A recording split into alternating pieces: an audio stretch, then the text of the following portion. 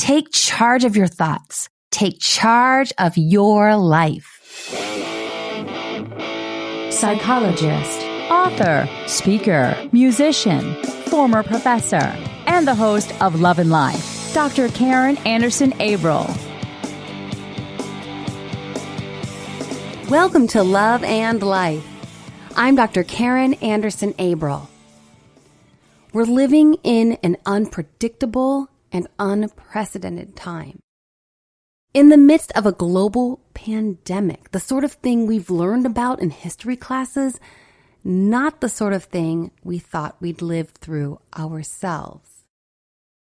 So how do we manage this? I certainly don't have all the answers, but I do have hope. And hope is powerful. It's pretty much everything, even in the midst of a global pandemic. And of course, we know that having hope helps us feel better emotionally. That's obvious, right?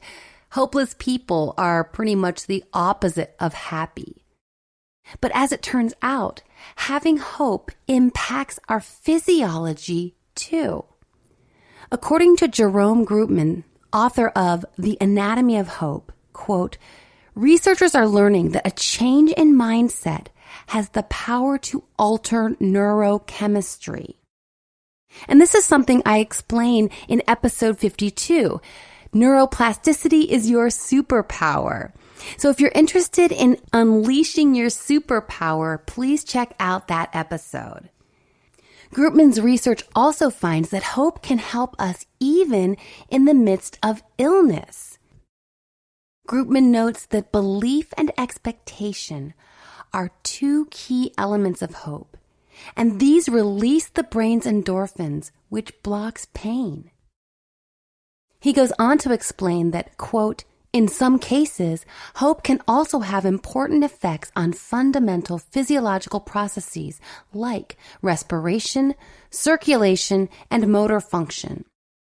He further explains that hope can have an impact on the nervous system such that it makes improvement and recovery more likely. Hope isn't just wishful thinking. It is backed by science to absolutely improve us emotionally, psychologically, and physically. You've heard me say it before on Love and Life. One of my life's mantras is to remain happy, hopeful, and positive. And I want to live this way no matter what circumstances present themselves. So in the spirit of remaining hopeful and finding the silver lining in every circumstance, I've invited Leisse Wilcox to the program. You remember Leisse from Love and Life episodes 47 and 50. Here's a little bit more about her. Leisse Wilcox helps women find clarity in what they want, confidence in who they are, and the courage to stay true to both. A passionate speaker, writer, coach, podcast host, taco enthusiast, and mom of 3, her entire experience has been about coming home to her truest self and calling herself beloved. Leisse has turned the difficult and ugly, including childhood trauma, death of a sibling, divorce, and breast cancer, into something purposeful and beautiful. Through writing, speaking, podcasting, private and group mindset coaching, she guides people to come home to themselves, giving them permission to live authentically.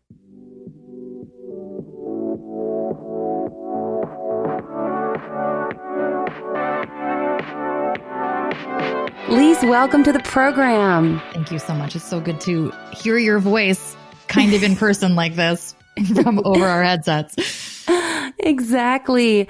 And it is so nice to hear familiar, comforting voices in this time, especially, just so the listeners know, Leisse and I had cooked up a fun plan to talk about Love is Blind, the Netflix series, because she mentioned it on her podcast. And of course, I've been doing some episodes on it because there's a lot of teaching points to learn from really watching these relationships play out. And then the world, as we know it, changed. And because I see Leisse as a thought leader in terms of taking charge of our mindset in any scenario, and certainly when a global pandemic sets in, Leisse and I talked about, let's maybe switch the topic of the conversation to something a little bit more relevant for today. And I do want to mention that Leisse's podcast episode, I listened to it last week that you rolled out, and I can't remember the name of it, but something like how to handle the global pandemic. I mean, that kind of sums it up, right? I should have done like a part 1, part 2. Every single day should get its own updated version of like, oh, actually, no, this is how you handle it today. Right. Yeah. Yeah. And I love that you bring that up, actually. And that's a great place from which to launch, because this is the type of thing that we're not going to listen to one podcast or read one book and then go, okay, cool, I got this. Yeah. So I love that you bring up the idea that as we are in these times that are completely unprecedented, it is absolutely okay to feel like you have no idea what's going on, because here's a spoiler alert, no one has any idea as to what's going on. I know. There's so much truth in that. Nobody knows. And I think that, I'm a relentless optimist. I have to believe everybody is doing the best with what they can. But in so many cases, I think we just need to keep doing better.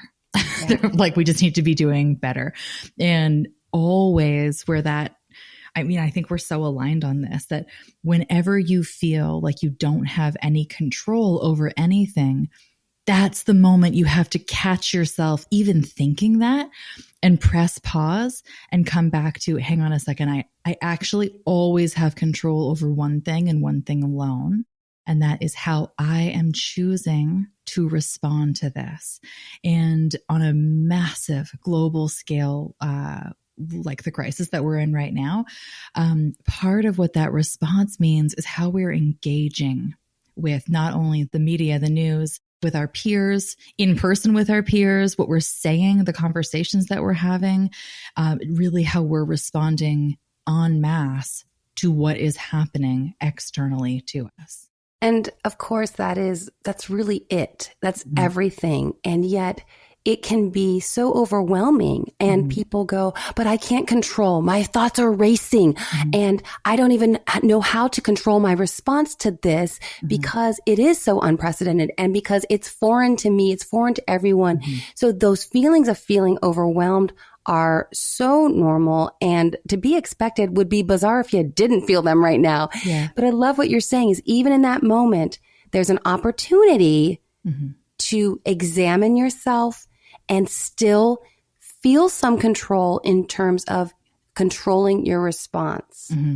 You know very well that anytime we're talking in the self-improvement, self-education realm, challenge is just a fancy word for opportunity, right? Yes, it's this mask of anytime there is a challenge, it is also an incredible opportunity for growth. Well, little fun fact about growth, it sucks. It sucks while you're growing. It hurts. If you remember those growing pains in your legs as a kid, I'm very tall and I got a lot of them very, very fast back to back rather. And the growing pains hurt. This hurts. And I'm not diminishing this. Like this hurts everybody and it hurts significant populations far more than it's hurting other people because there are foundational elements of our own safety and security that suddenly feel like are being threatened. Like this is really scary for a lot of people in a lot of ways. So we have to keep trusting that all of this is unfolding to something that will ultimately be better while having the courage and the bravery to face the feelings that we're having and simultaneously be able to self-regulate to the degree to which we can still function.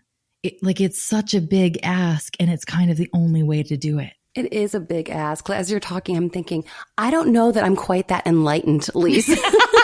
I don't know. Well, you know what? I think you are personally, but what can I do to support you while we're here and now? Yeah. And that's really what this is about. And Leisse and I have been talking, and I know you've been doing so much to support your followers. Really, I think when you're in a position like we are, where we have a podcast and we have our experiences, and just so people know your background, Leisse has been through very, very scary stuff. Literally a year ago this time, you were in the midst of chemotherapy. Yes, I had just finished a year ago. Like that, that's so fresh.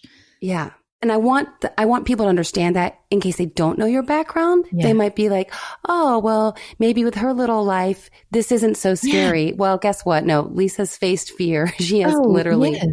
And, just while we're going to toot my own horn here for a second, I'm also a single woman, and I am self-employed, and I have 3 children, and I posted something today on Instagram, and I never get negative feedback. So when I get negative feedback, I take it very seriously. Yeah. And somebody had mentioned, well, it's very easy for you to say, just stay home. But, there are people who are being abused in their houses right now, and it's not so easy. And I'm like, yeah. I've also experienced that abuse dynamic. Guys, I know what I'm talking about here.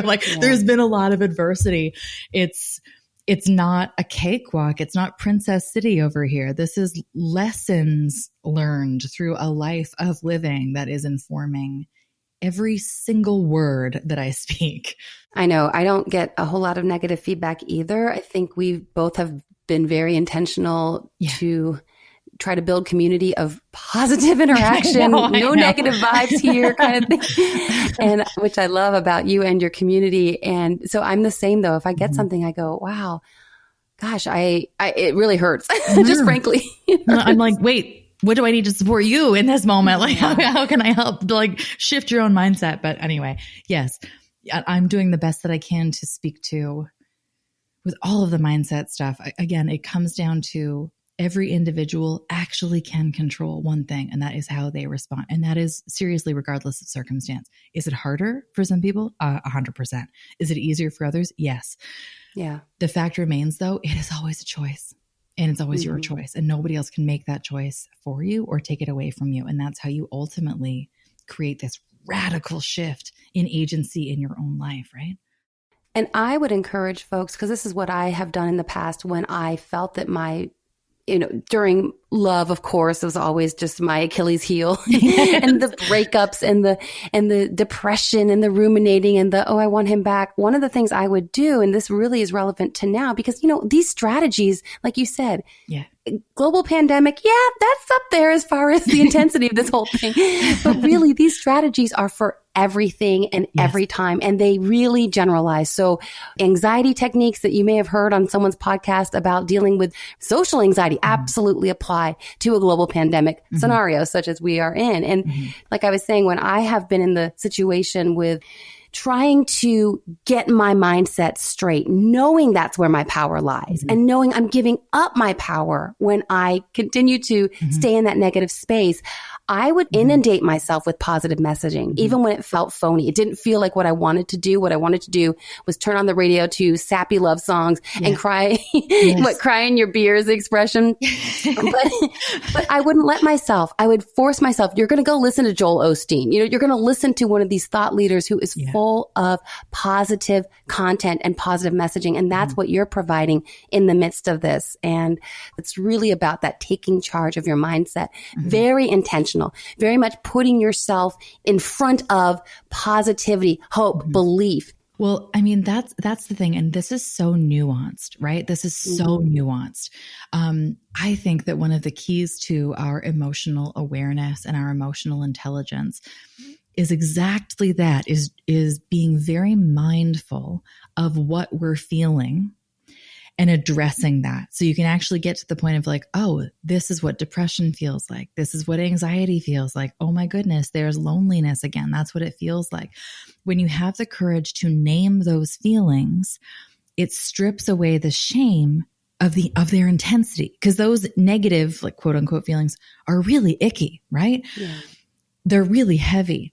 But when we start to shift into appreciating that our feelings are just feedback, they're just giving us really good, valuable insight on what still needs to be healed and what still needs our attention, suddenly our emotions become incredibly valuable resources to us because now we can look at what we're feeling, use it as a red flag as to what needs our attention, and then we can go deeper with it. And the nuance here is that, yes, you do have to feel it to heal it, and then you have to move the hell on from it. You have to. And we are starting to play those, we all start to play these games, no matter if it's relationship, pandemic, the fact that Ben Affleck has a girlfriend, by the way, like, Ben, seriously, how selfish could you be by starting to date publicly in the midst of all of this? But okay. I know, I feel for you. It's just a little too much. But the thing is, our brain, or I guess you could say our mind, wants us to stay trapped in that negative feeling. Our mind and our ego, our subconscious wants it. I always use this like analogy that it feels like a toothache. You know, when you have a sore tooth, you almost can't stop touching it with your tongue. You're like, oh God, my tooth hurts so bad. And so you press it again with your tongue. You're like, why am I doing this? Right. Our emotional state is kind of like that when we get into this icky emotional state, because our mind kind of wants us to stay there. Our ego kind of wants us to stay trapped in there. So we reach for music that supports that frenzy. We reach for people with whom we know we can engage and like do this trauma bonding and stay in this place of, I feel like crap, you feel like crap. That's something we have in common. Great. Now we're connected, right? It feels good to stay there. And then we wonder why we feel bad all the time, because we've started to associate feeling good with feeling bad. And it's like, you got to feel your feelings in order to heal them. And then you have to next level it and teach yourself to trust the process, and teach yourself to go with the flow, and teach yourself to be able to look at the very big picture and zoom out on what is actually happening, starting to see the good that this can lead us to. Is it going to be frightening for a while? Well, for a lot of people, it very well could be. And we still need to trust that it's going to work out okay. There's just so much there. I love the reframing of your feelings are giving you feedback that's important. And that is, as a psychologist, that is so key for me, because I get so frustrated with people saying, I don't want to feel sad. Grandma died 2 weeks ago. Let me pop a pill. I don't want to feel sad. Yeah. It's like, no, that is normal. And it's human to feel. And then to see those negative feelings, yeah, they're a pain. Unless you get so comfortable with them, like you said, that it becomes your default mode, which is a very scary place to be for me personally. And it really is neurological. We've talked about the neuroplasticity and how when we continue to think those negative thoughts, we're literally rewiring our brain so it's easier to be depressed. Yeah. I do not want physiologically to have my body make it easy for me to be down. Yeah. But as you say, if I do feel down, let me notice that feeling. What is it trying to tell me? Yeah. Because then I don't see it as alien to me, but I see it as part of me trying to be helpful, right? Because really, the anxiety, the depression, it's trying to be helpful. Now, like you said, we can get in that default mode. Our minds can then be comfortable there, and we want to be in that positive place. But it's because our mind's going, you know what? There's a global pandemic, Leisse, so you need to be a little anxious here. And you're going, mind, we're okay. And the mind's going, no, Leisse, you don't get it. So it's a protective factor too. Totally. And, the last time we talked on your podcast, we were talking about how to talk to kids about really difficult things, or in my experience, how I've talked to my kids about very difficult things. And I said that one of my key strategies is to break it down for my kids in very bite-sized, palatable pieces of information that affects their lives directly, like in this moment. And something that I learned from that experience is, in breaking it down to those bite-sized pieces that only affect them in the moment, that it started to comfort and self-soothe me, because suddenly I was able to have this wildly big picture perspective that forced me to only look at the facts. So, zooming out and forcing yourself to look in at what is actually happening. As a psychologist, you can speak far better to Maslow's hierarchy of needs and what that implies for us right now. But basically, we have come from 2 weeks ago operating in a society that is very largely centered around our own psychological, spiritual self-fulfillment goals, to all of a sudden being like, oh my gosh, you know what? I'm meeting my foundational basic needs for human survival and like my physiological safety.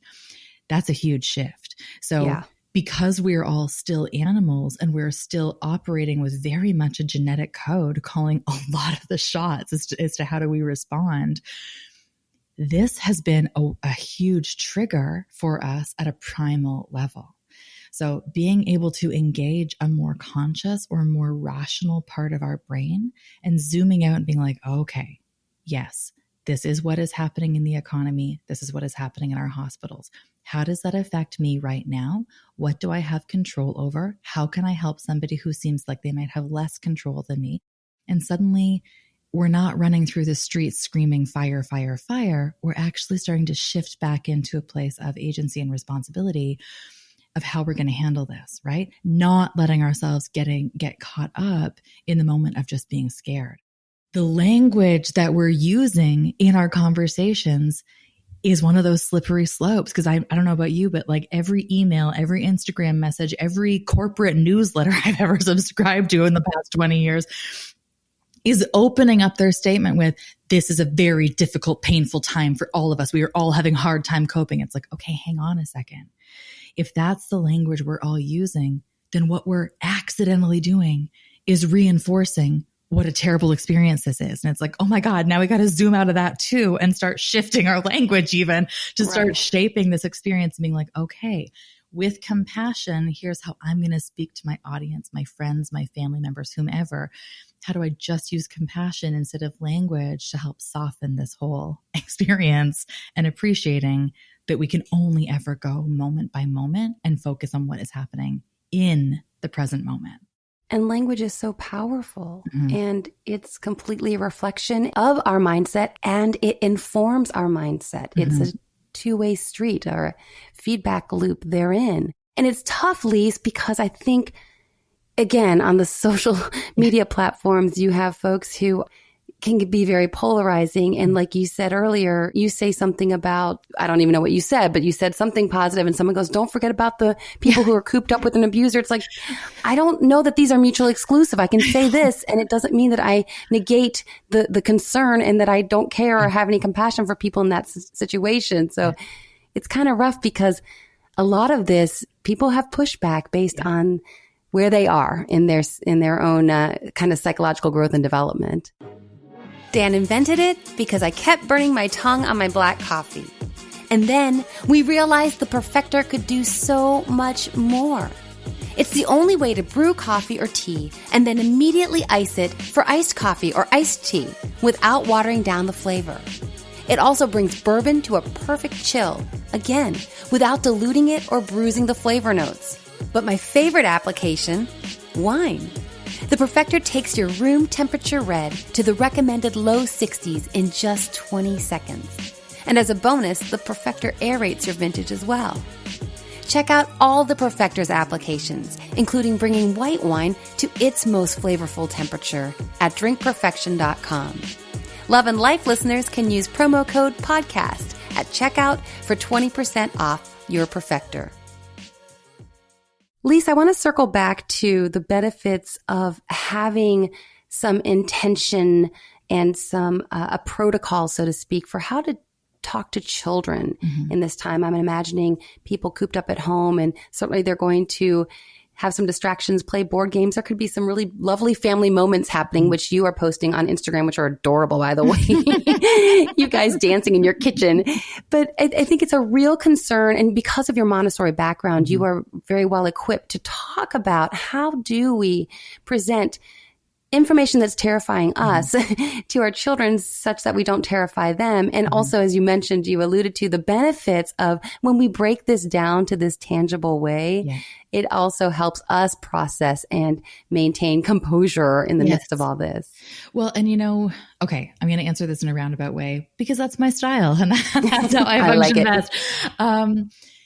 One of the key disruptors, let's say, has been an absence of very clear messaging. We're in different countries on the same continent, and we've had the benefit, and I don't mean that in a negative way, but we've been looking at other countries who've been hit first And we're watching with some degree of predictability what it's going to be like for our own countries, right? And even so, the messaging that we're getting has been so mixed. And so, if we can pull some messaging out of that for ourselves as to how to talk to our kids, it's be very clear and very direct in a very grounded, almost emotionless way, right? The real issue that we are facing is that I don't know about you, but we just haven't really gotten this message. We got two very, very different messages. Like, one, don't panic. Two, panic, and do both at the same time. Don't worry, it's totally fine. But make sure that you are aware that nothing is fine and everything is. I was like, oh my gosh, I don't know who to believe.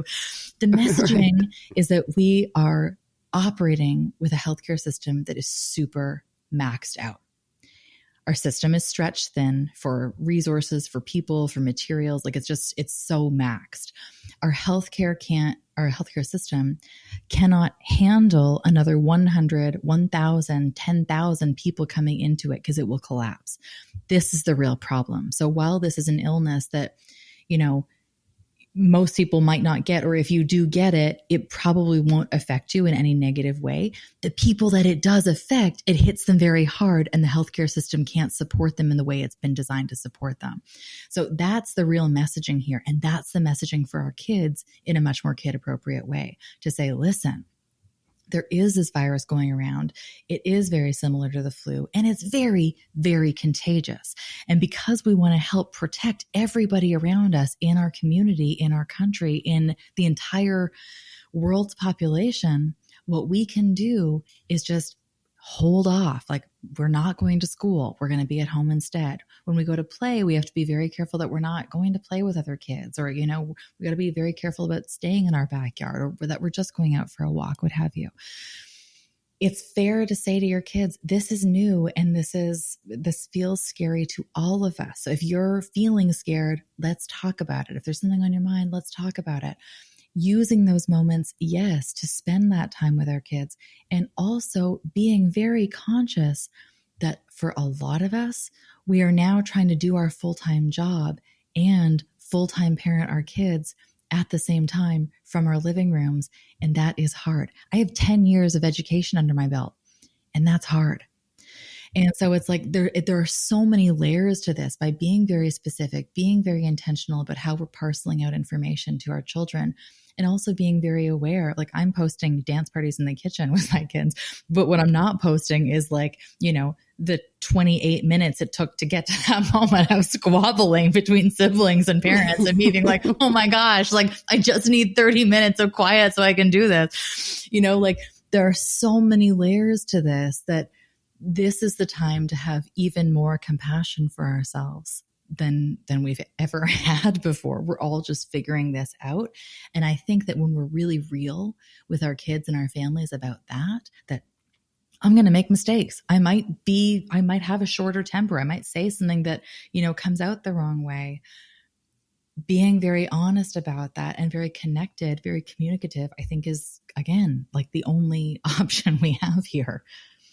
Yeah. And I love just that you mentioned it's so important that, kids can't handle a lot of this. I mean, we can't handle a lot of this cognitively. So bite-sized chunks of information, like you said, work on your own emotionality so that they're not catching a vibe of, wait, mom's saying this very matter of fact, but she's freaking out. I can tell. Yeah. Right? And I think it is very responsible to recognize that their little minds can't handle what we can. Yeah. So let's give them enough information so they don't feel that, wait, something big is going on and I'm not being told about it, but also recognize that they emotionally can only handle so much. So I love that you talked about that and breaking it down, because kids are in their cognitive development. They're in the concrete for roughly the elementary school years. They're in concrete stage. So it's very black and white for them. So if it's presented as it's a big deal, but the professionals are on it, the doctors are on it, the scientists are on it, that's something they can step into and then go dance in the kitchen. Exactly. And be flipped up and down over my shoulder to Katy Perry. Impressive move, I got to say. Well, my eldest daughter loves dance and obviously isn't going to dance class right now. And so we've been figuring out other ways we can do it. And, you know, I am somebody who really loves my solitude and loves to go for a daily walk. And I'm not necessarily getting solitude and daily walk partnered together with 3 children. So it's also a great way for me to get a little bit of movement into my day. Yes. I was going to say too, you know, we're talking about how to package this information to our kids. From my own personal experience, almost every client call that I've had from my coaching clients in the past week has been this formula. I call my clients to check in with them to see how they're doing. They're managing just fine. They're going through every pivot they have to take, both with their families, you know, their kids, their parents, their businesses. A lot of my clients are entrepreneurs. So they're like really shifting their business mandate to see how they can serve their communities better too. And the quote unquote only thing that's really wrong right now is their husband's reaction. And how their husband is having such a hard time coping with this emotionally. His anxiety's at peak. Maybe he's lost his job. Maybe he's never had to stay at home to work from home before, and how their husbands are not coping. So suddenly this to me was like this major red flag of, oh my goodness, this is now a conversation too about masculine and feminine energy and how we have to use both of those to really get a clear sense of how to handle this for our families. You know, appreciating that there's a huge part of the masculine energy that, again, is hardwired to be a provider. Right. And whose sole purpose is at a genetic DNA level to go out and hunt and provide for your family. So if that has overnight been taken away, but those societal messages that have reinforced that story over and over again are still there, I think men are really struggling with this, and they don't necessarily have the emotional education to cope with this in a really cogent way. And so they're bringing that anxiety to their families. And then you've got, you know, the female or the more feminine partner being like, oh my gosh, hang on a second. Like, oh, I didn't see this coming. Now, how do I have to carry this emotional labor for my teammate and my family, right? So I was asked to partner with a therapist and then another gentleman who does a platform on fatherhood. Okay. And we're launching every Sunday night at 7 Central. We're going to do a conversation of Facebook Live inside the minds of men. Awesome. And we spoke to anger last night, Leisse, and it's exactly what you're talking about, because for many men, based on, again, the societal messaging that they've internalized, they feel very comfortable with one emotion, anger. Yes. So fear becomes anger. Mm-hmm. Depression becomes anger. Anxiety becomes anger. And the anger is going to be out of control for many men because, as you spoke to so eloquently, this is terrifying for a man who goes, my job is to provide. And now my job was secure because I hustle and I'm disciplined and I go after it. And now a pandemic is going to make my job at risk, or maybe I already lost my job. How do I provide? How do I maintain? How will my wife have respect for me? How will my partner have respect for me if I can't do what I'm supposed to do? Yeah. So the anger is going to be real. Yeah. It's so fascinating. And, you know, I think that, and you and I have been a part of this, I know, but we've been so proactive in moving the conversation forward about emotional health, about emotional awareness, about support, about vulnerability, about shame. And largely that has still been focused on women. And now all of a sudden it's like, oh, like that record scratching sound, right? It's like we've totally left behind half the population who naturally, in most cases, has no idea how to come to the table with their emotions in a healthy way. Not only is that genetic, in many, I would argue most cases, the societal programming has been to repress. So this is like perfect storm material for like, here's the challenge, here's the opportunity. Okay, how can we share this wisdom not only with the women in our lives, but with the men in our lives in a really healthy, non-threatening, very supportive, very well-intentioned way? Absolutely. I kind of feel in a way, I don't know how this is going to come across, but I feel bad in a way because women have been, and I think it's biological as well, as you pointed out, we have permission to feel our feels and men just don't. So it's almost as if it's not even their fault. They're less equipped to manage when these overwhelming feelings come to light, and so many at once, right? Because it's not just, we have fear about our physical health. We have fear about our financial health. We have fear about the emotional health, because when those two aren't in place, I mean, the emotions are going to be running wild. So it's overwhelming for even people who have spent a lot of time in self-reflection, introspection, done a lot of work, read a lot of books. And then you've got some average Joe who's like, I'm just out here loving my family, doing right by them. And now the rug has been completely pulled out from under me.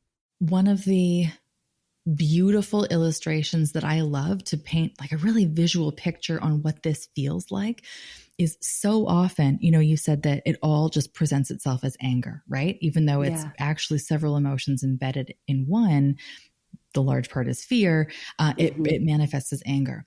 And what was so valuable to me in my own like emotional education was the realization that, you know, let's say you go and you look at a painting and you see the color green, you only experience that as green. You know, when you start to break it down, the green is actually the combination of yellow and blue, but never do you look at a painting and think to yourself consciously, oh, hey, I love the use of yellow and blue in this painting. So when we start to translate that into our feelings, into our emotions, when we only experience anger, we start to treat anger, right? Well, we go outside, we blow out some steam, maybe we go and work out, we like, I don't know, journal it out. We do what we can to like, quote unquote, treat anger. But we're left with this like this overwhelming feeling of not feeling good. And it's because we've treated the green in this case, when actually what we're experiencing is the blue and yellow. We're experiencing fear. We're experiencing inadequacy, or the feeling of inadequacy. We're not feeling angry. It's just this combination of them both coming together that looks like anger. So in that way, if somebody is listening to this and is like nodding along, being like, yes, thank you. How am I going to save my marriage on top of all of this while this is all going down? You know, you got to turn up the love, and you got to turn up the compassion, and really start to even more strip your ego out of it and be like, I'm here for you. What's on your mind? Like, how can I support you in this? Sometimes men have this inclination to take it to the cave. Like usually men retreat, right? They go into the cave, they grind it out, they like grunt it out, whatever they do solo, and then they come back with a solution. Women conversely tend to come to the fire, gather, nourish the people, talk it out, work it through, bring it all to the table, like to have this big wisdom, empathy exchange. That is a dynamic that does not really support each other when you're under quarantine and you can't leave the house and you have two people who communicate so differently. So learning how to show up with even more compassion as the feeling person in your relationship, to be like, listen, I understand you need time to process this, and I need you to understand that I need time to talk about this. So how much time do you need, and when can I feel good about you coming back into the room so that we can talk about this? You know, then he feels good because he gets the solitude he needs to do that internal processing, which is how he figures it out. And she feels good because she's got the kind of timeline on it that she knows her needs are going to be met in due time. It's just a matter of timing. And this isn't just like male, female. This is the balance of energies that each of us possess. But that's a great mindset trick to open up that level of communication, to complement both energies and allow the space to work through this together, not in opposition to one another. I think that's a beautiful, an umbrella approach, basically. It's real all-encompassing, really, because it's going to be the same with anyone in your life, but certainly when you're talking about these different energies, as you spoke to really honor and respect where each other is coming from, and honor and respect that it is a different way of responding. And that is, you know, my husband and I joke because way back when we were dating, something, I can't remember what it was, very stylistic, not even a big deal at all. And he said something kind of like, well, this is how I do it. And I was like, well, you're not dating yourself. Like right? I mean, there's definitely so much, and I talk about this a lot on my show, but there's so much to strong relationships certainly have core values that are aligned that just makes relating easier, and certainly romantic relationships easier. But we also are drawn, as you said, to the masculine, feminine energy.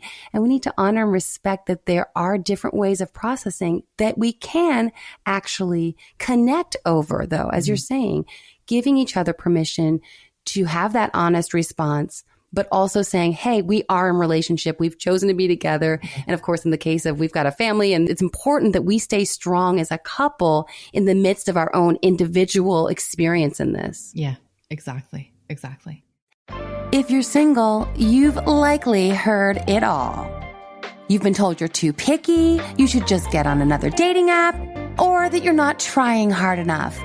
And you're probably really tired of hearing those messages, because I know I was when I was single for all those years, which is why I felt the need to bring another perspective to the dating relationship self-help genre.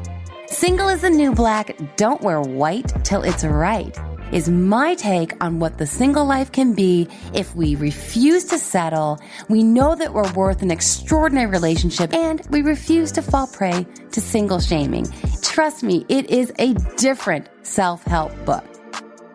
Check it out on Amazon.com, BarnesandNoble.com, or on my website, www.drkaren.me, DRKARIN.me.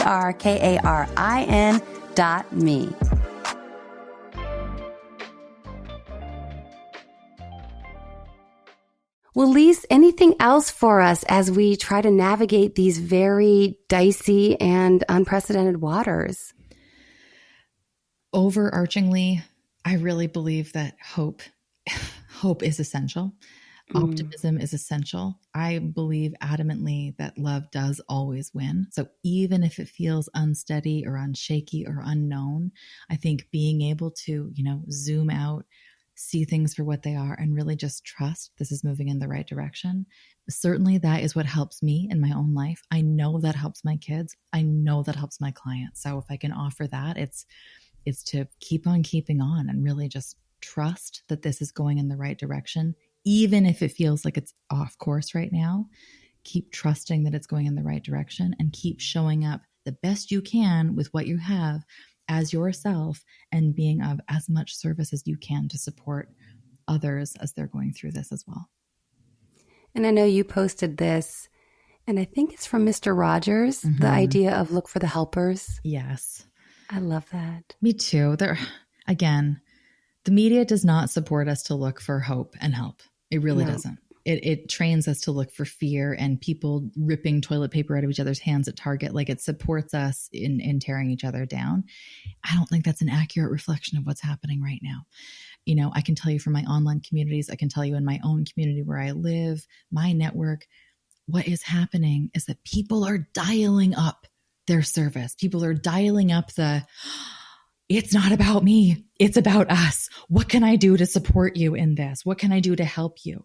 And I think that is more prevalent. And as we continue, we talk about this all the time, you and I, that it's confirmation bias. When you look for more of what you believe to be true, more of it becomes true.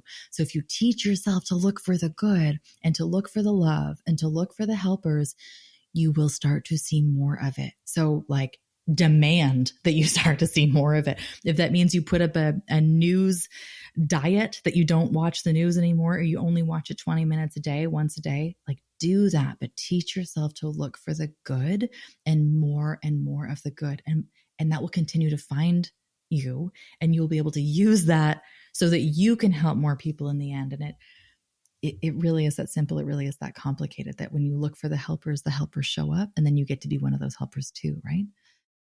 I love it. And the mindset discipline that requires that's going to pay off in spades later. When this is done, and I say done in quotes because I don't know what our next chapter as a civilization and as a global community will look like. It will probably be different than what we knew before. But when we are in that next chapter, those mindset strategies that we are practicing now, because really we have no choice. It's either that or utter despair. We are at that level. These strategies are going to benefit us in ways we can't even fathom in the future. So think of that too, as we are trying to get that discipline. Know that this is not for naught. And it's not that we're just having to, I got to do all this stuff now. No. This is part of our own it's like the phoenix coming from the ashes, Yes. right? We are being molded and shaped in ways that, as you spoke to earlier in the episode, growth is painful. Yes. But it is always, no one has ever looked back on their life and gone, wow, that growth I did, I wish I hadn't done that. Yeah, I know. Exactly. Man, I wish I could go back to how it was before when I was trapped in a life I hated. Like nobody says that, right? Well, and who's to say that what we had before is the right way? When we look at the structures and the systems that we have in place, they're good for 1% of the population of the world's population. That's it. They don't work for most other people because that's what we've only ever known in our society. We think that's always the way. But if you, again, zoom out really big and start to see the evolution of humans over the course of our life, this is a blip. Like the systems that we have known, they've been a blip in the timeline of our overall civilization. So who's to say this isn't like just a big cleansing of a system that doesn't work to replace it with a system that does? Unknown is scary. What we don't know is scary. But how do we know that what we're moving towards is just not so much better for so many more people, even though it's taking this uncomfortable process to get there? I love that. I love that perspective. And I'm with you, Leisse. I'm just an internal optimist, and I don't choose the path of despair because I have in the past and I didn't like it. Yeah. And so like you, I'm going to continue to put myself in front of the positive messages, the silver linings in the midst of all of this. Mm-hmm. And you are absolutely one of those lights in my life. So thank you for all you do. And let everyone know where to get more of Leisse if they want a little bit more inspiration. So many places to get more Leisse in your life. One is in my kitchen dancing around. I have my podcast. It's To Call Myself Beloved, the podcast with Leisse Wilcox. I am cranking out content on it right now. Same thing with my YouTube channel, which is also Leisse Wilcox. Instagram, Leisse Wilcox, and my website, which is leissewilcox.ca. Thank you again for your time. I really appreciate it. Oh, my pleasure. Thank you. The love and life hack for this week is hope is powerful. And together we can hold on to each other, metaphorically speaking, and hold on to hope. Thank you so very much, as always, for listening. And until next time, make it a great week.